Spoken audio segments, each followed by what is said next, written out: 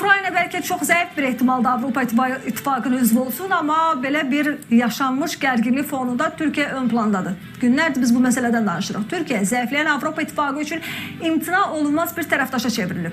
Bunu Avrupa özü de itiraf edib. Ankara'ya sefer etti Polşa lideri bir neçə gün əvvəl və bu fikri gücləndirmiş oldu. Prezident Erdoğan'ın qonağı olan Polşanın baş naziri Donald Tusk da Türkiye'nin Avrupa'ya təhlükəsizlik sahəsində kömək etməsinin vacibliyine dikkat çekti. Ankara ise açıq şekilde mesaj verdi ki, əvvəlcə alyansın qapılarını üzümüzə açın, sonra bizim istədiyiniz kimi qollarımızı çırmalayaq. Bəs maraqlıdır. Birləşmiş Ştatların buna reaksiyası necə olacaq? Elə Mark Rutte'nin Birləşmiş Ştatlara səfəri çərçivəsində əsas danışacağı müzakirə mövzularından biri də Türkiyənin Avropa İttifakına üzvlüyüdü. Yaşlı ışıq yandırdı mı? Rəsmi Washington. İzləyək.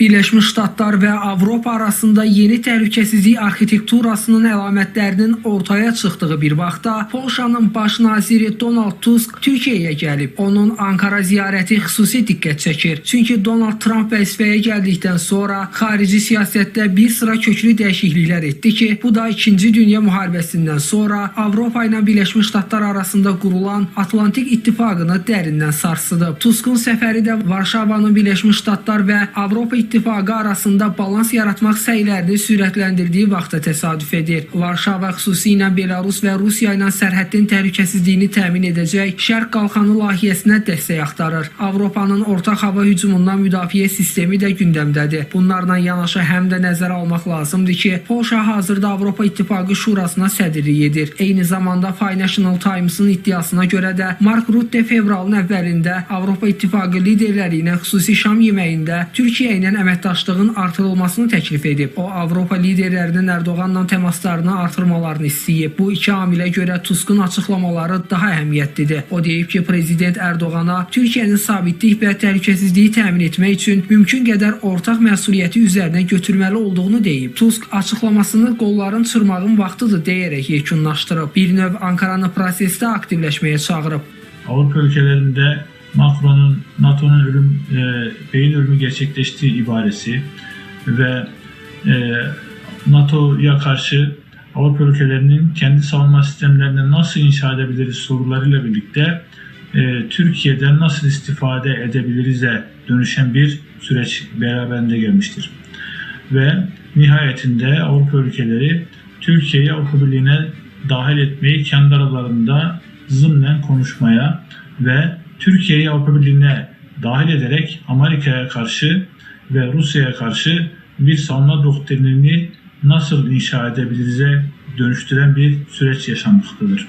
Hazırda Avropa ölkələri Ukraynada atəşkəs olacağı təqdirdə münaqişənin davam etməsini təmin etmək üçün ölkəyə ordu yeritməyi götür-qoy edir. Böyük Britaniya və Fransa bu məsələdə hazır olduqlarını bildirsələr də, Türkiyədən gələn ilk siqnallar onun da prosesdən kənarda qalmaq istəmədiyini göstərir. Bununla belə Erdoğan görüşdə bildirib ki, Avropa İttifaqına tam üzv olmaq Ankaranın strateji hədəfidir. Türkiyə bununla demək istəyir ki, Avropanın təhlükəsizliyinə zəmanət Ankaranın iqtisadi və ticarət baxımından qoca qitəyə inteqrasiya edilməsindən asılıdır. Erdoğanın Türkiyə vətəndaşlarının Şengen vizası ilə bağlı yaşadıkları problemlərə diqqət çəkməsi də bu müstəvidə dəyərləndirilməlidir. Deməli, Birləşmiş Ştatlar və Avropa arasında getdikcə artan fikir ayrılığı Türkiyə-Avropa münasibətlərinin yeni müstəviyə keçməsinə zəmin yaradır. Ankaranınsa bu məqamda alyansa təsir rıçaqlarını gücləndirməsi istisna edilmir. Bloomberg yazıb ki, Türkiyə bu məqsədlə Ukraynada sülh məramlı missiyada iştirak etmək üçün öz qoşunlarını göndərə bilər.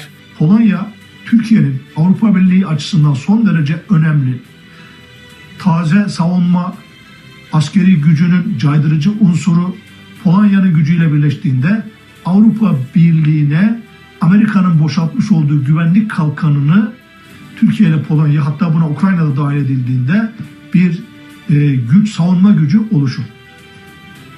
İki devlet yetkilisinin yapmış olduğu basın toplantısında özellikle savunma sanayine vurgu yapılması ve savunma sanayinde işbirliğinin en üst noktaya çıkarılacağını ifade edilmesi de aslında Trump'ın Avrupa üzerindeki güvenlik şemsiyesinin kaldırılmasının sonucu, Rusya'nın Doğu Avrupa ülkeleri başta olmak üzere Avrupa'ya tehdit oluşmasının önüne geçebilmek adına güvenli bir müttefike Avrupa Birliği'nin ihtiyacı var.